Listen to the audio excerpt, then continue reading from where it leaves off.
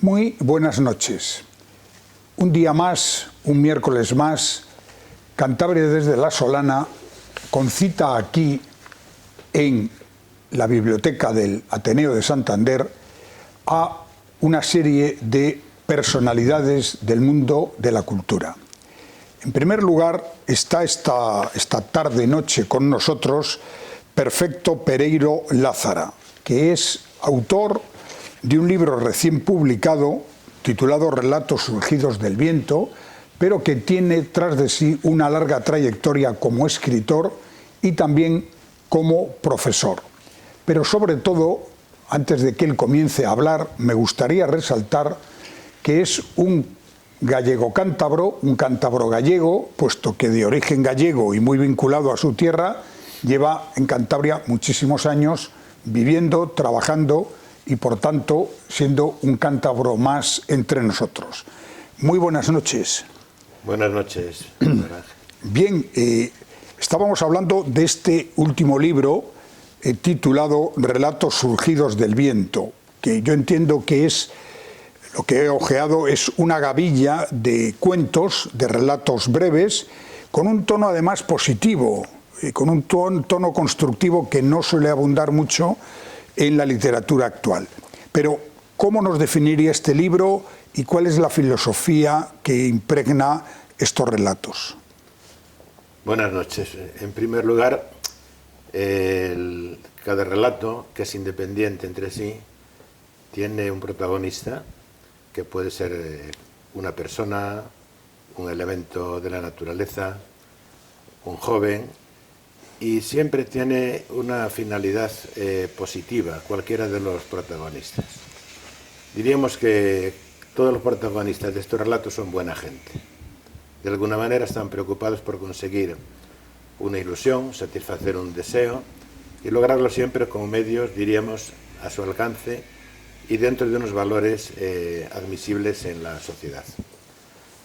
Nos podemos encontrar con la niña que desea ser escritora, con la joven que desea ser una diva, con un río que se siente encadenado, que busca la libertad.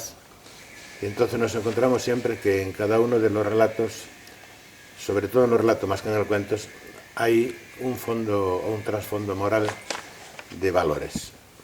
Valor por el trabajo, valor por la labor bien hecha, incluso valor por la vida.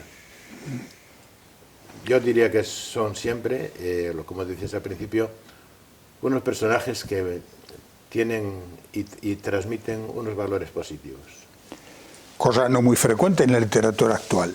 Bien, pero además este libro está ilustrado por Sonia Piñeiro, una joven, creo que santanderina, si no me equivoco, que además es una magnífica dibujante y una magnífica pintora. ¿Qué nos puede contar de Sonia Piñeiro?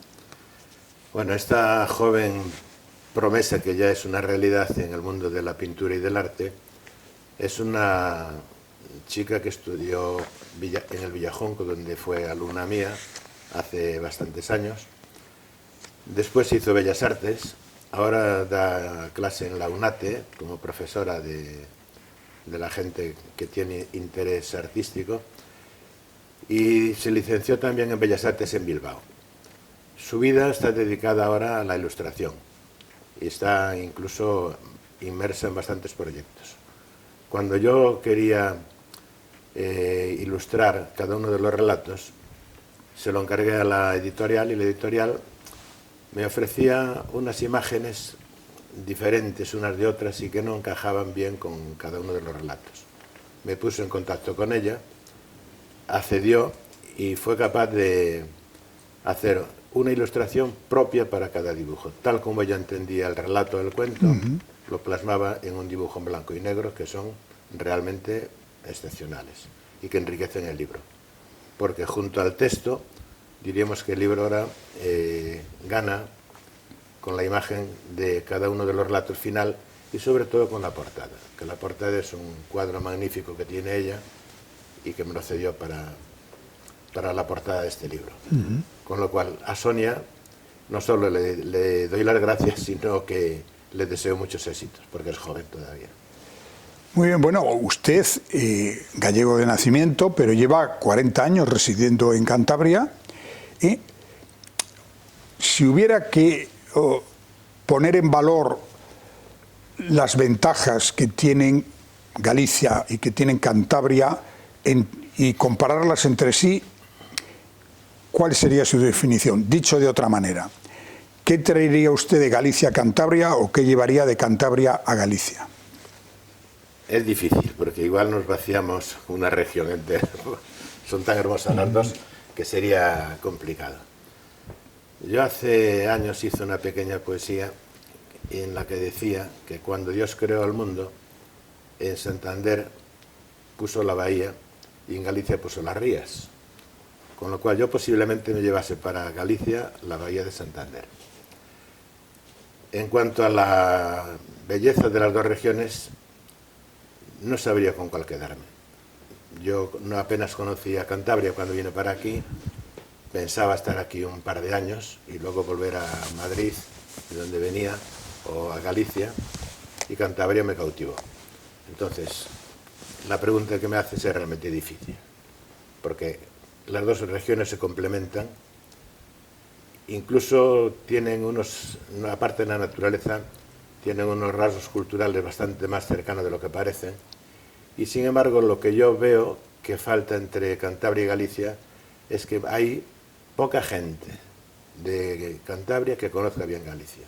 Es una de las cosas que me llama la atención, que la gente de Santander y de Cantabria viaja más a lo mejor hacia Levante que hacia Galicia. Bueno, usted además ha tenido y tiene una muy fuerte vinculación con el Centro Gallego de Santander. No solamente porque ha estado en la Junta Directiva y por tanto en el equipo de gobierno, sino porque además ha escrito una historia del Centro Gallego en Santander. ¿Cuál es ahora mismo la situación del Centro Gallego? ¿Cuál ha sido su historia reciente? Y sobre todo, ¿cómo ve usted el futuro de las casas regionales en los diferentes lugares de España? Bueno, el Centro Gallego de Santander, cuya historia realicé cuando fue el 75 aniversario, se publicó en el 2011, y me encontré con que en Santander, desde el principio del siglo, había dos colonias de gallegos que decidieron, después de unos años, en el año 34 en concreto, fusionarse y dar, diríamos, una forma de ayuda de tipo social a toda la población gallega que vivía en la provincia. En Torrelavega había mucha gente, en la zona de Suances también, muchos gallegos asentados, pero al crear el Centro Gallego tuvieron un lugar donde asistir los fines de semana, los sábados, pedir incluso alguna ayuda de tipo económico, porque el Centro Gallego supo orientar en aquellos años, diríamos, su finalidad a una doble vertiente, a una de tipo social, de acogida, de ayuda, y otra de tipo cultural, donde los gallegos podían ir a tomar el pulpo, a bailar, charlar y de alguna manera sacudir la morriña que tenían. En la actualidad, todos los centros regionales y el gallego también, el aspecto social prácticamente lo han perdido, y lo que sí conservan es el aspecto sobre todo cultural. Se están convirtiendo en casas regionales, la gallega y otras muchas, en donde son acogidos no solo los oriundos de esa región, sino que están abiertos ahora a toda la población santanderina. Y el futuro del Centro Gallego, que en la actualidad es brillante, está destinado casi diríamos a una labor más cultural que asistencial o social. De todas maneras, se va perdiendo también un poco, porque falta masa social gallega, se va perdiendo la actividad cultural típica de Galicia. Se va haciendo una inmersión en la cultura en general cántabra, española, universal, pero se va perdiendo un poco, desde mi punto de vista, el acento en la cultura gallega. Pero es una casa consolidada, tiene unas magníficas instalaciones y se puede seguir toda su actuación a través de la revista Libredón, que funciona y se edita puntualmente cada año desde el año 56. Galicia es una de las comunidades históricas en España, junto con Cataluña y País Vasco, y que además tiene idioma propio, en este caso el gallego. Bien, ahora mismo se está cuestionando las políticas lingüísticas que se han desarrollado en sitios como Cataluña, como el País Vasco, como Galicia, donde desde que Fraga llegó a la presidencia y por tanto cuando Galicia comenzó su andadura autonómica, hasta ahora con Núñez Feijóo, el gallego se está imponiendo como idioma vehicular en la enseñanza, etc. ¿Cuál es su opinión sobre esto? Es decir, ¿cree que hay un equilibrio entre las dos lenguas oficiales, el castellano o el español y el gallego, o no? ¿O cómo se derivará esto en el futuro?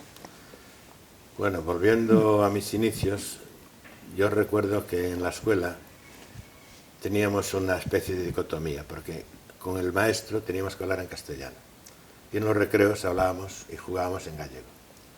Tanto es así que el gallego lo teníamos prohibido hablar en la escuela.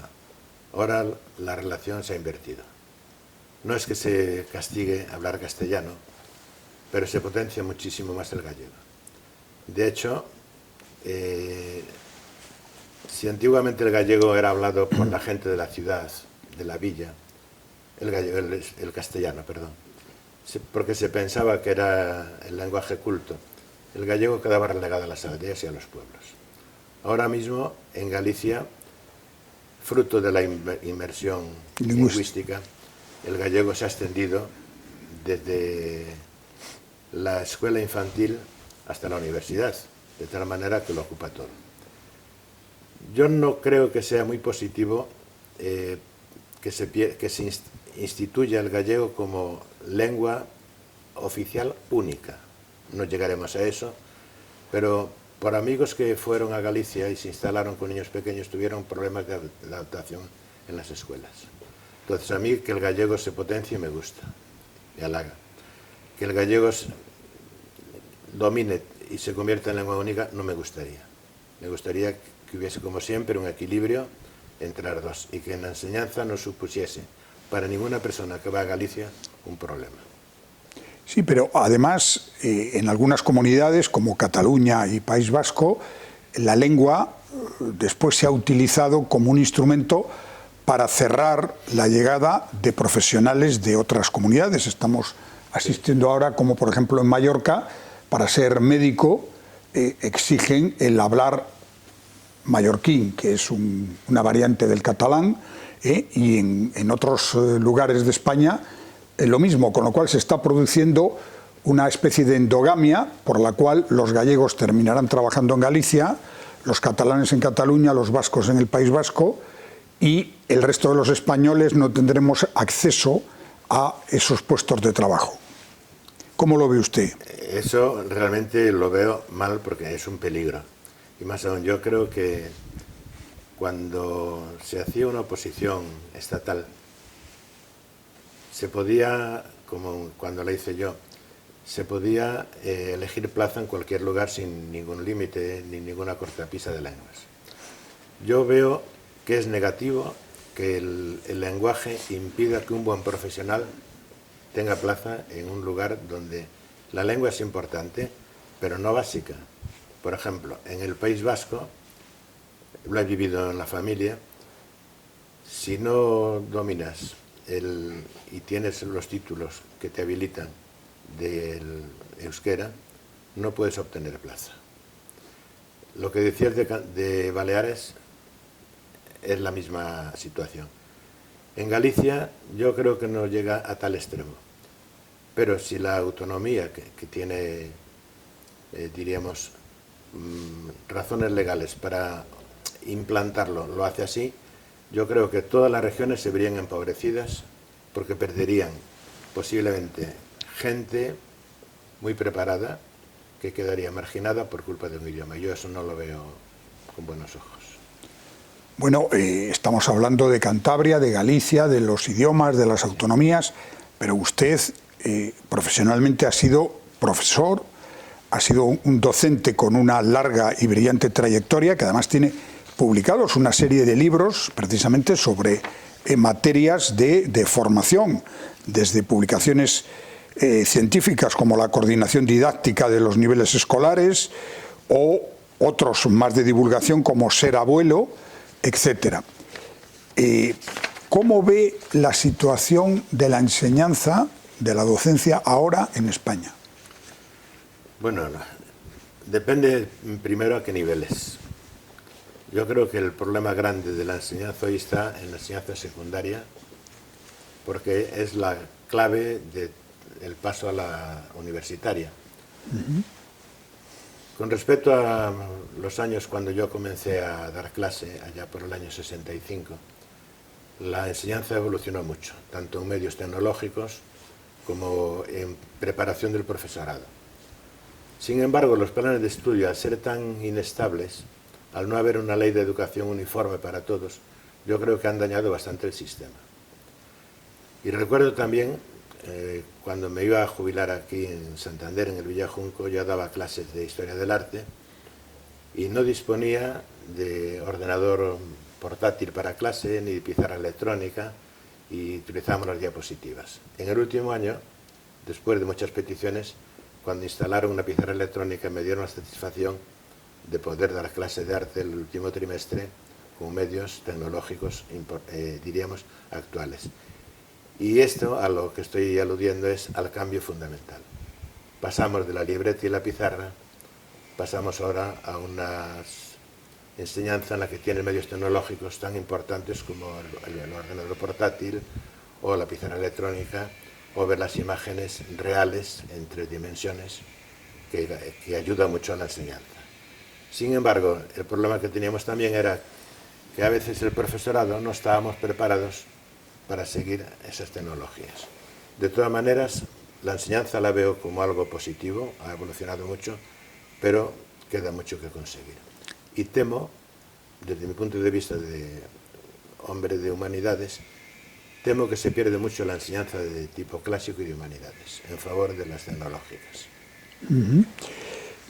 Bueno, dentro de este ámbito de la docencia, usted ha aludido ahora tangencialmente a la descentralización de la educación con diferentes programas, incluso diferentes ciclos escolares. Lo estamos viendo en Cantabria, como aquí las vacaciones escolares no son iguales que en el resto, etcétera.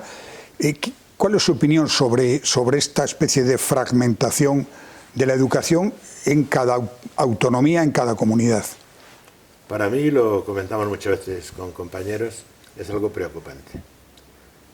Yo creo que es buena la descentralización, pero no es bueno que la enseñanza pierda, diríamos, un hilo conductor básico universal para todos los españoles. Creo que tendría que haber una programación básica que fuese igual en todos los territorios y un porcentaje, de alguna manera, propio de cada autonomía. Comentando siempre esto, nos encontramos también con las pruebas de selectividad, que de alguna manera se han fragmentado también. Y antes teníamos, sin añorarlo, los famosos bachilleratos de cuarto y de sexto, que eran iguales para todo el Estado y daban una formación de alguna manera más homogénea. No mejor, pero más homogénea sí.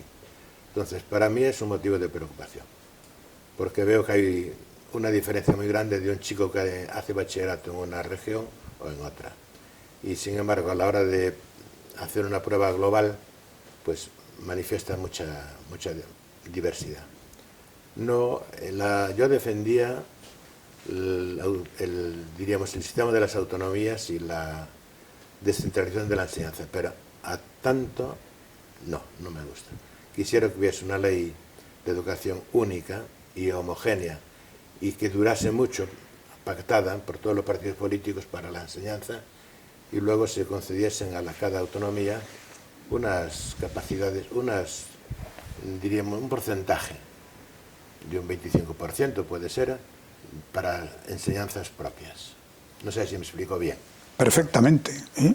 Un corpus central y luego... Sí, eso es realmente lo que se pretendió con el Estado autonómico, incluso en otras materias que no tienen nada que ver con la enseñanza, como la propia Hacienda o el control sobre la industria, etcétera.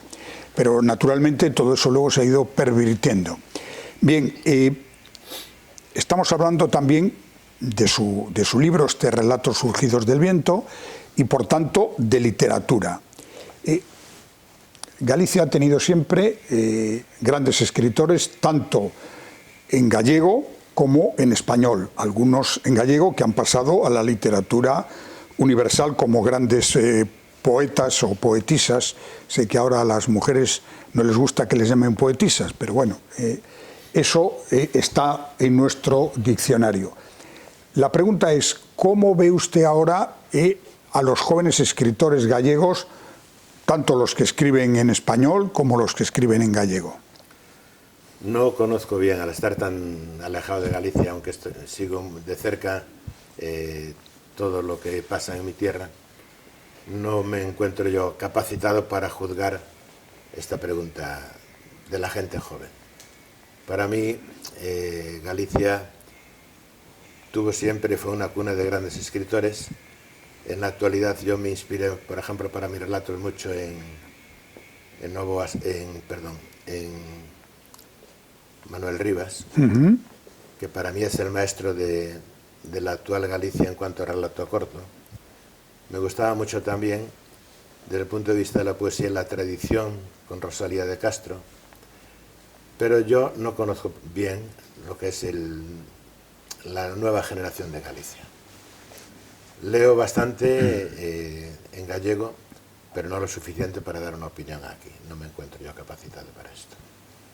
Bueno, pero como todo escritor, y más en su caso profesor y profesor de una materia como la historia del arte, que está muy vinculada también a la literatura, sí me gustaría preguntarle, ya estamos llegando al final de la entrevista, de todas las lecturas que usted ha ido acumulando a lo largo de su vida, ¿cuáles son los escritores que más le han gustado, que más le han impactado, que le parecen referentes? Hay muchos. Hay uno que me encanta, que es San Pedro, otro que es Delibes.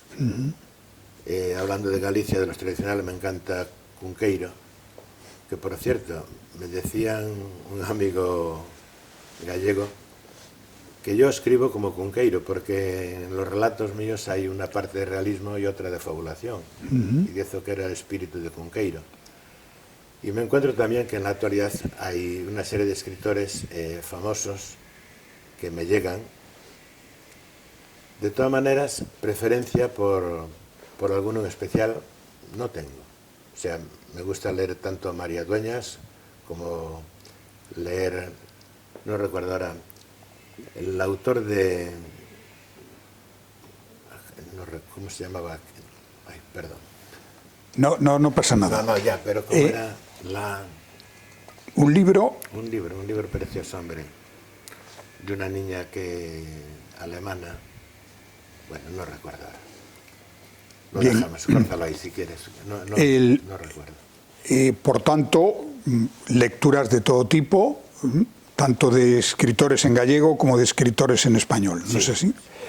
Bien, pues con esto último damos por terminada esta entrevista que hemos grabado en el Ateneo de Santander para Cantabria desde la Solana, programa cultural que lleva ya unos cuantos años en la antena de Popular Televisión Cantabria.